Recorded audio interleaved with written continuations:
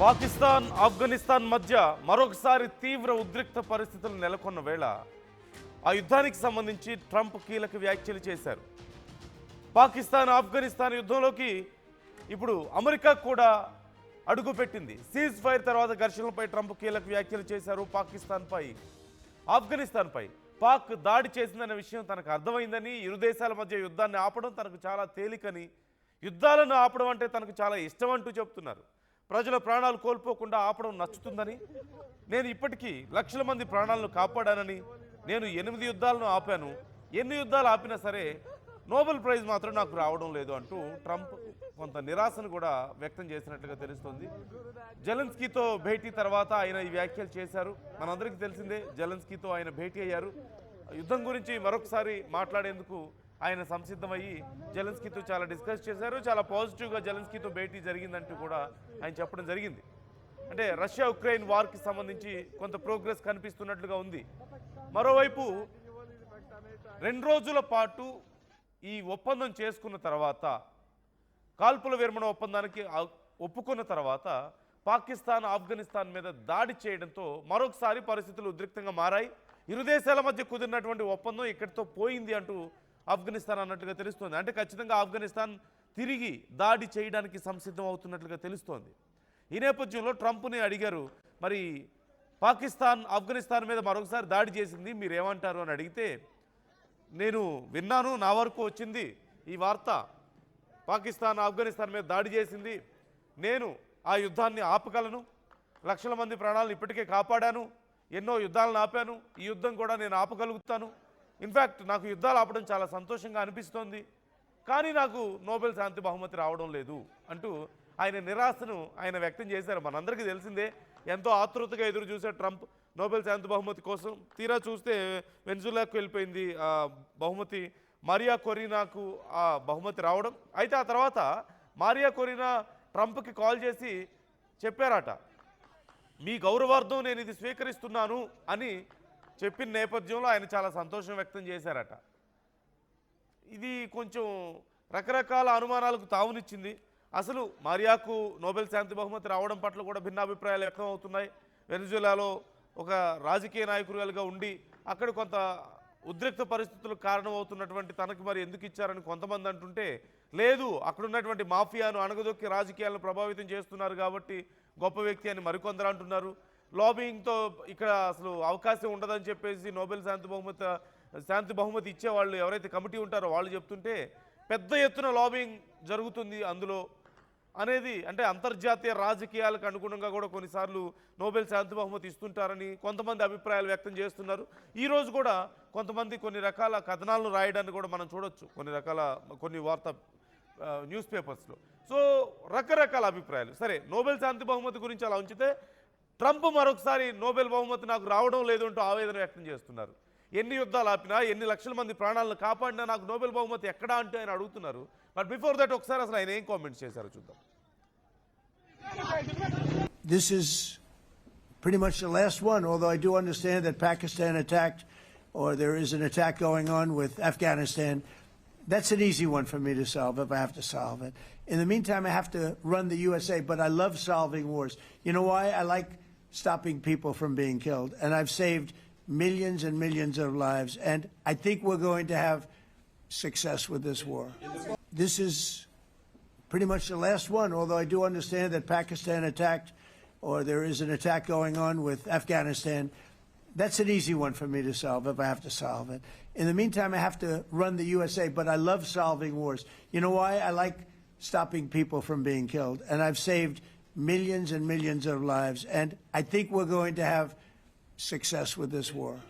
This is pretty much the last one, although I do understand that Pakistan attacked, or there is an attack going on with Afghanistan. That's an easy one for me to solve if I have to solve it. In the meantime, I have to run the USA, but I love solving wars.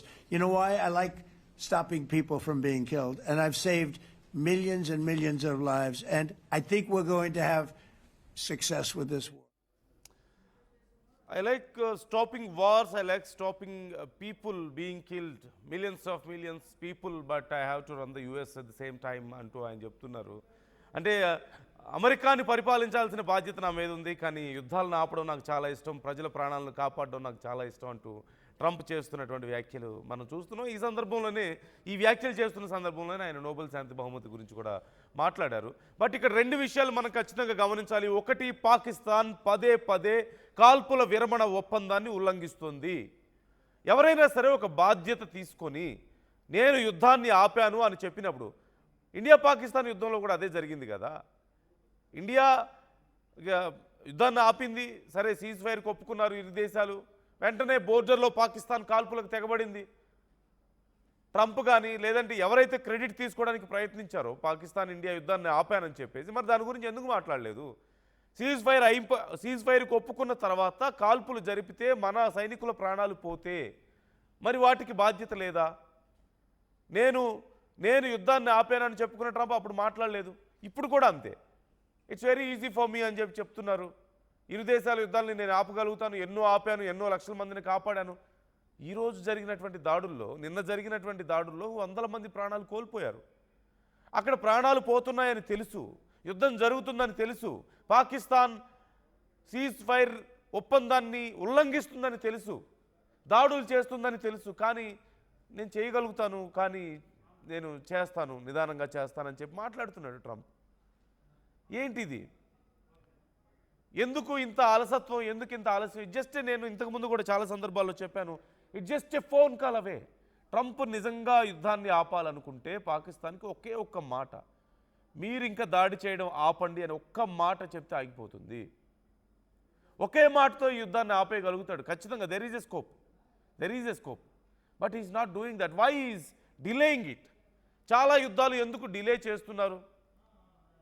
మరి హమాస్తో యుద్ధాన్ని మాత్రం ఎందుకు అంత వెంటనే ఆపేశారు?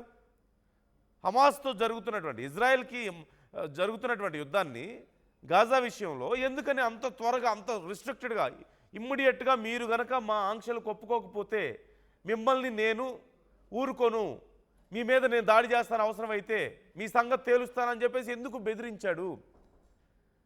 అలాంటి ఒక ధోరణి మిగతా చోట్ల ఏమైపోయింది? మిగతా దగ్గర ఎందుకు లేదు? ఇప్పుడు పాకిస్తాన్, ఆఫ్ఘనిస్తాన్ రెండు దేశాలని ఎదుర్కోగలిగే శక్తి కానీ లేదంటే కంట్రోల్ చేయగలిగే శక్తి అమెరికాకు ఉంది కదా. పాకిస్తాన్ ఎస్పెషల్లీ వాళ్ళు విధించినటువంటి ఆ ఎంగిలి మెతుకుల కోసం వాళ్ళ వెనకే తిరుగుతుంది కదా పాకిస్తాన్. నిజంగా అమెరికా చెప్తే వింటుంది కదా, ట్రంప్ చెప్తే వింటుంది కదా, ఎందుకు చేయడం లేదు ఆ పని? ఇంకా బాంబులు పడుతున్నాయి, ఇంకా పెద్ద ఎత్తున యుద్ధం జరుగుతుంది, ఇంకా ప్రాణాలు కోల్పోతూనే ఉన్నారు, అయినా సరే నేను చేస్తాననే చెప్తున్నాడు ట్రంప్. ఎందుకు ఈ డిలే? కారణం ఏంటి? చేయలేకపోతే, చేయలేని పరిస్థితుల్లో అయితే డిలే అయితే ఓకే, కానీ చేయగలిగి ఎందుకు డిలే చేస్తున్నట్లు? కారణం ఏంటి అనేది ఇక్కడ పెద్ద కీలకమైనటువంటి ప్రశ్న. మరోవైపు మరొకసారి నోబెల్ శాంతి బహుమతి గురించి కూడా మాట్లాడాడు. అంతా అయిపోయింది, వస్తుంది అనుకున్నాడు, చాలా యుద్ధాలను ఆపడానికి ప్రయత్నించాడు, నోబెల్ శాంతి బహుమతి కోసమే చేశాడని చెప్పి కొంతమంది అనుకున్నారు. సరే, చేసినందుకు వస్తుందని చెప్పి ఆయన ఎక్స్పెక్ట్ చేశాడు. ఒబామాకు వచ్చినప్పుడు నాకెందుకు రాదని చెప్పి మాట్లాడాడు. ఒబామా అంత గొప్ప వ్యక్తి ఏం కాదు, మరి ఆయనకి ఎందుకు ఇచ్చారో నాకు తెలియదని చెప్పి మాట్లాడాడు. నేను I'm the most deserved person అని చెప్పాడు. బట్ తీరా చూస్తే నోబెల్ శాంతి బహుమతి రాలేదు. ఇప్పటికి కూడా నాకు ఇవ్వట్లేదు. ఎందుకు? ఇప్పుడు కొత్తగా వచ్చేది ఏమిటి? అమెరికా అధ్యక్ష పదవి కంటే నోబెల్ శాంతి బహుమతి గొప్పదవుతుందా? అంటే ఇప్పుడు ఆల్రెడీ అంతకంటే తక్కువ స్థాయిలో లేడు కదా ట్రంప్. ఎందుకు దీనికోసం అంత తహతహలాడుతున్నాడు? ఎందుకు అంత తపన పడుతున్నాడు? So what you think?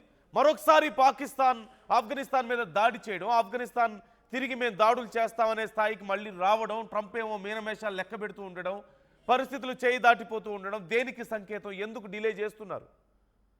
దేనికోసం డిలే చేస్తున్నారు? ఈ అంశానికి సంబంధించి మనతో డిస్కస్ చేయడానికి నా కొలీగ్ మనోజ్ కూడా జాయిన్ అవుతున్నారు. మనోజ్, మనం చూస్తున్నాం ఇక్కడ చాలా అంశాలు ఉన్నాయి. ఒకటి, సీజ్ ఫైర్ ఒప్పందానికి ఒప్పుకున్న తర్వాత మళ్ళీ పాకిస్తాన్ ఇష్టం వచ్చినట్లుగా ఎయిర్ స్ట్రైక్స్ చేస్తుంది ఆఫ్ఘనిస్తాన్ మీద. ప్రాణాలు కోల్పోతున్నారు అక్కడ సామాన్య ప్రజలు, సైనికులు అక్కడ, లేదంటే ఉగ్రవాదులే కాదు. మరోవైపు ట్రంప్ ఏమో నేను ఆపగలుగుతాను, it's very easy for me అంటున్నాడు. బట్ ఎందుకని డిలే చేస్తున్నాడో ఎవరికి అర్థం కావడం లేదు. నోబెల్ శాంతి బహుమతి గురించి మళ్ళీ మాట్లాడుతున్నాడు వచ్చి. So how can we understand this? అసలు ఆయన శాంతి చర్చలు జరిగాయి, ఒప్పందం జరిగింది, ఆ తర్వాత పాకిస్తాన్ దాడి చేస్తోంది, ఆఫ్ఘనిస్తాన్ ఇబ్బంది పడుతుందని మాట్లాడుకుంటూ అసలు పాకిస్తాన్ ఆఫ్ఘనిస్తాన్ మధ్య యుద్ధం ఎందుకు మొదలైంది? నిజంగా యుద్ధం ఇప్పుడే ఎందుకు జరగాల్సి వచ్చింది? సో ఇండియాతో యుద్ధం తర్వాత పాకిస్తాన్ ఎంత స్థాయిలో మోకరిల్లిపోయిందో అందరికీ తెలిసిందే. కంప్లీట్ గా వాష్ అవుట్ అయిపోయింది. కనీసం ఎదురుదాడి చేయలేని పరిస్థితి. మాటలు తప్ప కనీసం ఎక్కడ కూడా వాళ్ళ చేతులు కనిపించలేదు. ఒక్కొక్కడి ఒక రకంగా చెప్పాలంటే తల తెగ్గొడుతూ ముందుకు వెళ్తున్న సిచ్యువేషన్ కనబడుతోంది మన భారతీయ ఆర్మీ. అక్కడ ఉగ్రవాదుల్ని రూపుమాపి అక్కడ ఉన్నటువంటి చాలా మంది కీలకమైనటువంటి ఆ మన కాశ్మీర్ లో ఉన్నటువంటి వ్యక్తులు ఎవరైతే వాళ్ళకి స్లీపర్ సెల్స్ గా మారిపోయారో ఒక సందర్భంలో అతౌల్లా థరార్ అనేటువంటి ఒక వ్యక్తి డైరెక్ట్ గా అక్కడి నుంచి ఒక బిగ్గెస్ట్ ఆపరేషన్ ని స్టార్ట్ చేసి స్లీపర్ సెల్స్ అందరిని ఏకం చేసే ప్రయత్నం చేసి లష్కర్ ఈ తోయిబా, జైష్ ఈ మొహమ్మద్ ఉగ్రవాద సంస్థల యొక్క ఆదేశాలను పాటిస్తూ ప్రయత్నం చేస్తున్నారు. అటువంటి వాళ్ళని ఆపరేషన్ అకల్, ఆపరేషన్ రకరకాల పేరిట, ఆపరేషన్ శివశక్తి, వీటి పేరిట రూపమాపుకుంటూ వచ్చాం. సో అటువంటి అచేతన పరిస్థితులు ఉన్నటువంటి పాకిస్తాన్ ని ఒక్కసారిగా అమెరికా వచ్చి మీ దగ్గర ఆయిల్ రిజర్వ్స్ పెట్టుబడులు పెడతామని చెప్పి ఆయిల్ రిజర్వ్స్ తోని కొన్ని ఒప్పందాలు కుదుర్చుకుంది. ఆ తర్వాత రేర్ ఎర్త్ మినరల్స్ గురించి ఒక ఒప్పందం కుదుర్చుకొని ఒక లోడ్ ఆల్రెడీ అమెరికాకు వెళ్ళిపోయింది. మళ్ళీ $500 మిలియన్ తో పెట్టుబడి పెట్టడానికి సిద్ధమవుతోంది. పస్ని అనేటువంటి పోర్ట్ ని అమెరికా స్వాధీనపరుచుకుంది. ఏదో ఒక RuPay at the same time America, Pakistan రెండు కలిసి ఒక ఒప్పందాన్ని తీసుకొని టర్కీకి 1000 ఎకరాల కేటాయించి ఒక బిగ్గెస్ట్ ఇండస్ట్రియల్ హబ్ ని, ఇంటర్నేషనల్ ఇండస్ట్రియల్ హబ్ ని ఏర్పరచడం కోసం పాకిస్తాన్ తన ల్యాండ్ ని టర్కీకి ఈ స్థాయిలో డబ్బులు వచ్చిన తర్వాత ఎవడని ఊరుకుంటాడా? సో 120 మిసైల్స్ కూడా అమెరికా నుంచి పాకిస్తాన్ కి అందాయి. ఒక ఎయిర్ డిఫెన్స్ సిస్టమ్ కూడా అందినట్టుగా చర్చలు జరుగుతున్నాయి. బట్ ఇట్స్ నాట్ అఫీషియల్, ఎక్కడ కూడా అఫీషియల్ అనౌన్స్మెంట్ లేదు. సో షాంఘై కోఆపరేషన్ ఆర్గనైజేషన్ పేరిట 12 దేశాలు ఏకమైపోయి ఉగ్రవాదాన్ని రూపుమాపాలి, ఎవరైనా సరే ఉగ్రవాదాన్ని రూపుమాపాలని చెప్పి అటు షాంఘై కోఆపరేషన్ ఆర్గనైజేషన్ చైనా వేదిక జరిగింది. ఆ తర్వాత రకరకాల దేశాలు, బ్రెజిల్, రష్యా, ఈ దేశాల్లో కూడా, రష్యా, అమెరికా, ఈ దేశాల్లో కూడా ఒక డిస్కషన్ జరిగింది ఉగ్రవాదాన్ని రూపుమాపాలని చెప్పి. సో ఇప్పుడు అమెరికా పాకిస్తాన్ తో దగ్గర ఉంటుంది. పాకిస్తాన్ ని గతంలోనే అమెరికాకు సంబంధించినటువంటి ప్రతినిధులు పాకిస్తాన్ ఉగ్రవాద దేశంగా, ఉగ్రవాదులకు సంబంధించి ఒక ఫ్యాక్టర్ గా గతంలో గమనించారు, కొన్ని సందర్భాల్లో చెప్పుకొచ్చారు కూడా. జార్జ్ బుష్ ఉన్నప్పుడు కానివ్వండి, లేకపోతే ఒబామా, వీళ్ళ సందర్భాల్లో కొన్ని సందర్భాల్లో చర్చకు వచ్చాయి అవన్నీ కూడా. సో అటువంటి సిచ్యువేషన్ నుంచి ఈ రోజు అమెరికా పాకిస్తాన్ తో స్నేహం చేస్తుందంటే వాళ్ళపై నిప్పటి అపవాదు వచ్చే అవకాశం ఉంది. కాబట్టి పాకిస్తాన్ మేము ఉగ్రవాదం కాదు అని చెప్పుకోవడం కోసం మేము కూడా బాధితులమే, మా పైన కూడా ఉగ్రవాద చర్యలు జరుగుతున్నాయి, ఇదిగో ఉగ్రవాద అసలు దేశం అయింది ఆఫ్ఘనిస్తాన్ అంటే దొంగే ఇంకొక దొంగని దొంగ అని చూపించినట్టుగా బూసిగా చూపించి దాడి చేస్తుంది. మరి ఆ రోజు పాకిస్తాన్ దగ్గర అత్యుత్తన పరిస్థితున్న సిచ్యువేషన్ నుంచి సడన్ గా ఈ రోజు దాడి చేసి ఆఫ్ఘనిస్తాన్ పైన ఎయిర్ స్ట్రైక్ తో రెచ్చిపోయి ఆఫ్ఘనిస్తాన్ కొంత ఇబ్బంది గురి చేయాల్సిన పరిస్థితి వచ్చిందనంటే డెఫినెట్ గా డొనాల్డ్ ట్రంప్ యొక్క సహాయం ఉన్నట్టే.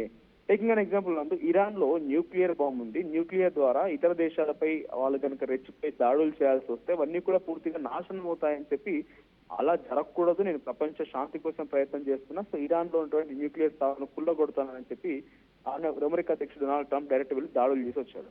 మరి ఇప్పుడు అదే న్యూక్లియర్ బాంబ్ పాకిస్తాన్ దగ్గర ఉంది. పాకిస్తాన్ అది చెప్తోంది, మేము కూడా ఏ క్షణమైనా భారత్ పై దాడి చేస్తాం, భారత్ ని అంతమొందిస్తాం, సింధు జలాలని పేస్ట్ చేస్తాం, డ్యామ్లని కూల్ చేస్తాం, అంటే న్యూక్లియర్ బాంబ్ ని ఉపయోగిస్తామని చాలా స్పష్టంగా అక్కడ ప్రతినిధులు చెప్తున్నా కూడా మరి అక్కడ ఇరాన్ లో తప్పు అనిపించింది కానీ పాకిస్తాన్ తప్పు అనిపించలేదు డొనాల్డ్ ట్రంప్ కి. ఇరాన్ లో తప్పు అనిపించి అక్కడ కుప్పగోల్చిన డొనాల్డ్ ట్రంప్ అమెరికా, పాకిస్తాన్ మాట్లాడుతూ ఉంటే ఎందుకు మరి మౌనంగా ఉంటున్నాడు? సో పాకిస్తాన్ ఈ రోజు యుద్ధానికి పాల్పడుతుందంటే ప్రధానమైన కారణం America. So at the same time Afghanistan లో ఇస్లామిక్ దేశాలు, టేకింగ్ అన్ ఎగ్జాంపుల్ ఆఫ్ సౌదీతో పాకిస్తాన్ ఒప్పందం కుదుర్చుకుంది, అమెరికా నుంచి రిలేషన్షిప్ ఉంది. ఖతార్ లో అమెరికాకి ఎయిర్ బేసెస్ ఉన్న ఇస్లామిక్ దేశాల్లో ఇరాన్ మినహా మిగిలిన దేశాలను కూడా తన కంట్రోల్లోకి వచ్చాయి, ఇంక్లూడింగ్ పాకిస్తాన్ ఇచ్చేసి. పాకిస్తాన్ ఒక ఇస్లామిక్ దేశాన్ని కన్సిడర్ చేస్తే పాకిస్తాన్ లో కూడా తమకు పెట్టుబడులు వచ్చినాయి, ఆయిల్ రిజర్వ్స్ ఉన్నాయి, రకరకాలుగా ఏదో రకంగా అమెరికా అడ్డుకునే ప్రయత్నం చేసింది. ఇక మిగిలిందల్లా ఆఫ్ఘనిస్తాన్ లో చాలా రిచెస్ట్